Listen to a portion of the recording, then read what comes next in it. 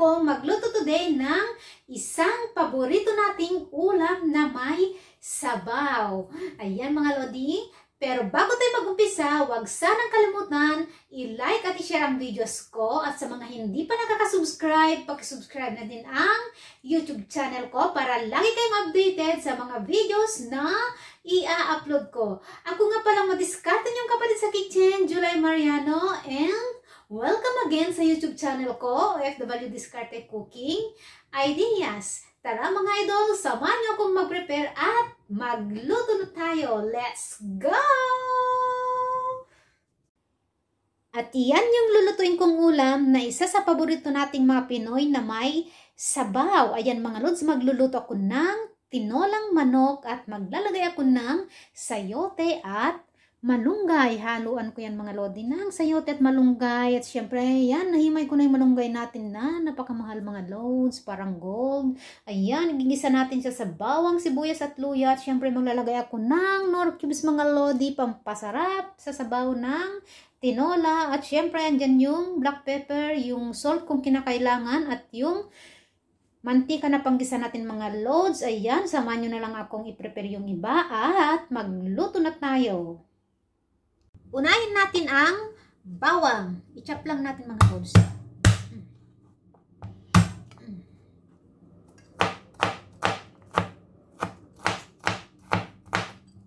Yan, okay na yan mga lodi. Then, iset aside lang natin.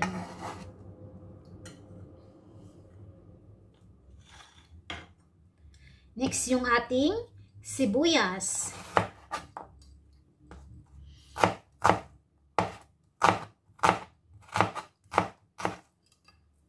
Iwain lang natin ng sakto mga loads.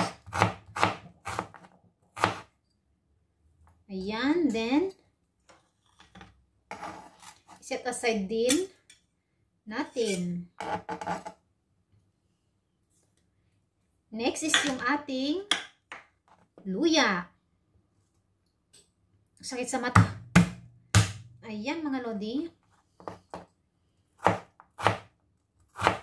Ayan, slice lang natin. Then, okay na yan. Then, set aside din natin. Yan yung panggisa natin mamaya mga loads. At, hiwain na natin yung ating sayote. Tamtaman lang yung kapal mga lodi. Kasi mabilis lang maluto yung manok.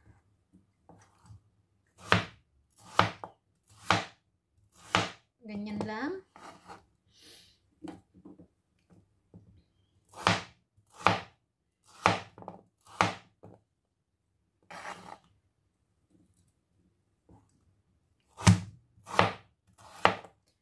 Yan mga idol. Napakasarap ng lulutuin nating ulam. Simple, pero napakasarap. Ayan yung sayote natin mga loads. At tara, magluto na tayo. Magluto na tayo mga idol. Ayan. Maglalagay ako ng konting mantika lang mga loads para sa ricados lang natin. Para hindi siya masyadong ma-oily. Ayan, okay na yan. Hintayin lang natin uminit yung mantika at ilagay natin yung mga ricados mga loads. Ayan. Yan mga idol, unahin natin ilagay yung sibuyas.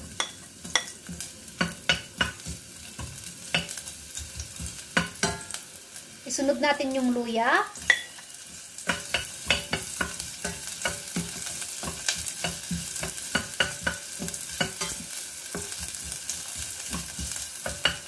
At yung bawang. Ayan mga loads, i-brown lang natin ng konti at ilagay na natin yung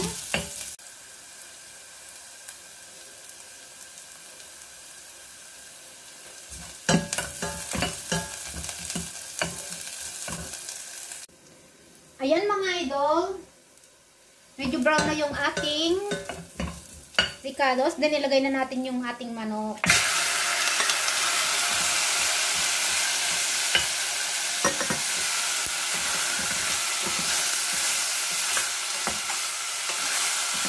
I-brown lang natin siya ng konti mga lods. Diyan na maglagay na tayo ng sabaw.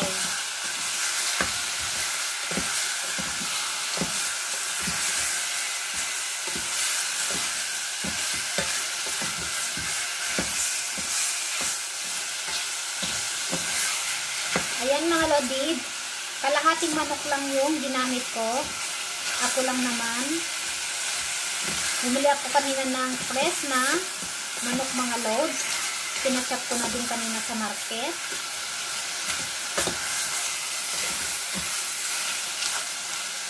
Ayan. Ilagay na natin yung ating cubes na pampasarap.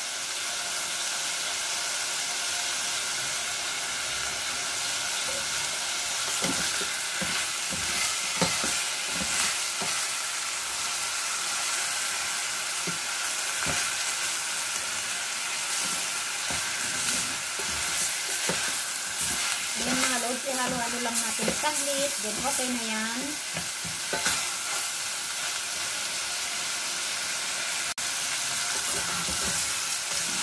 Okay na mga lodi, at maglagay na tayo ng tubig.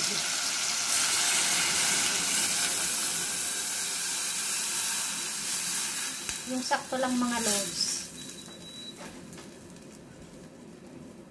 At kalahating manok lang yung iluluto natin. Ayan mga lodi, hintayin nating kumulo.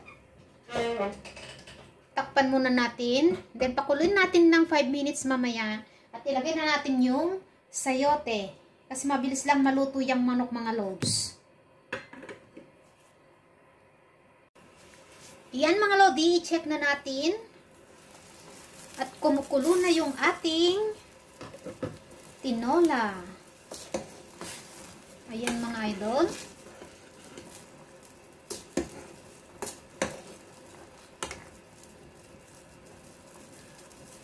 Pakuluin natin ng mga 5 minutes mga lods. Then ilagay na natin yung sayote.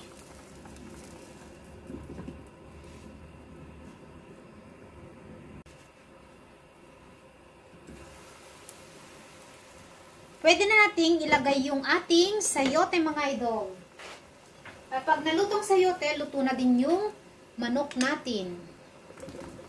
Ayan. Sarap ng ating tinolang manok with sayote and malunggay. Takpan muna natin mga idol. Ayan lang natin kumulo hanggang maluto yung sayote.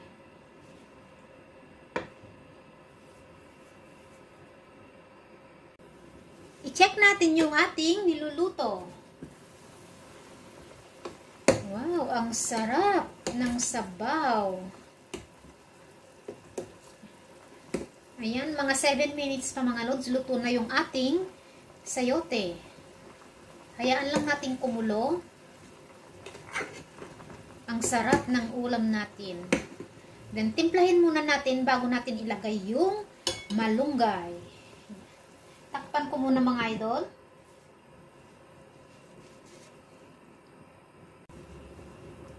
Timplahin na natin yung ating niluluto. Ayan, half cook na yung sayote natin. Okay na yan mga idol.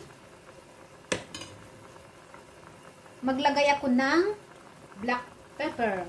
Pampasarap mga loads.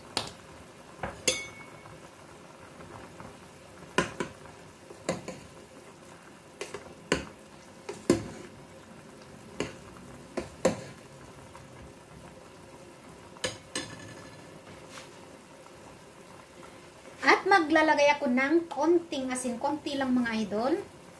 Kasi may pampalasa na nilagay tayo. Ayan, konti lang.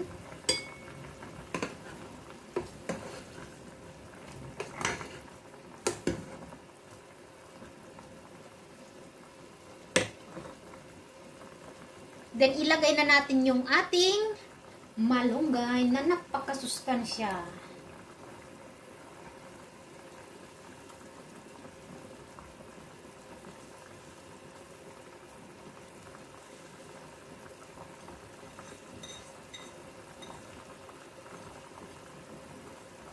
Ayan mga idol.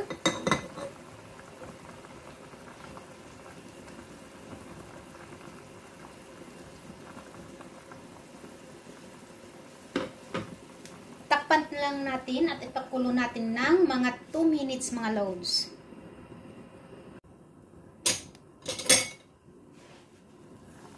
Luto na yung ating malunggay.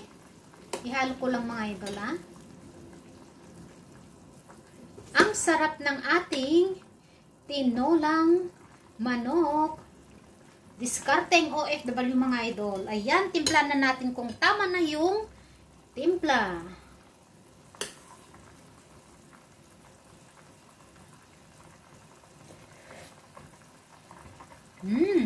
Sakto mga idol.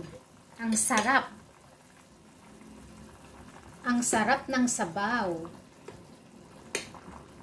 Ayan, luto na yung ating tinola. Then, pwede na natin siyang i-switch off.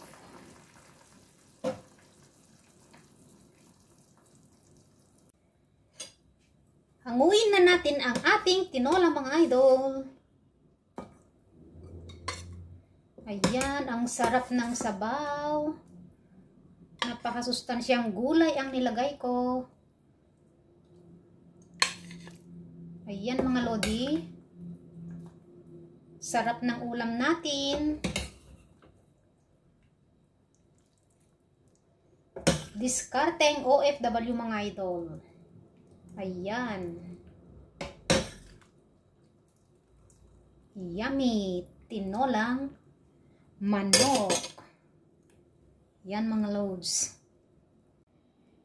Yan ang ating napakasarap na simpleng ulam. Tinolang manok mga lodi. Ang sarap ng sabaw. Ayan mga loads. Kainan na. Sarap ng ulam natin. Thank you for watching my videos mga idol. Thank you for your support always. See you again on my next vlog. Don't forget to like and share my videos. At sa mga hindi pa nakaka-subscribe, paki-subscribe na din ang YouTube channel ko mga lodi para lagi kang updated sa mga videos na ina-upload ko at sa mga niluluto ko mga loads. Bye! Salamat!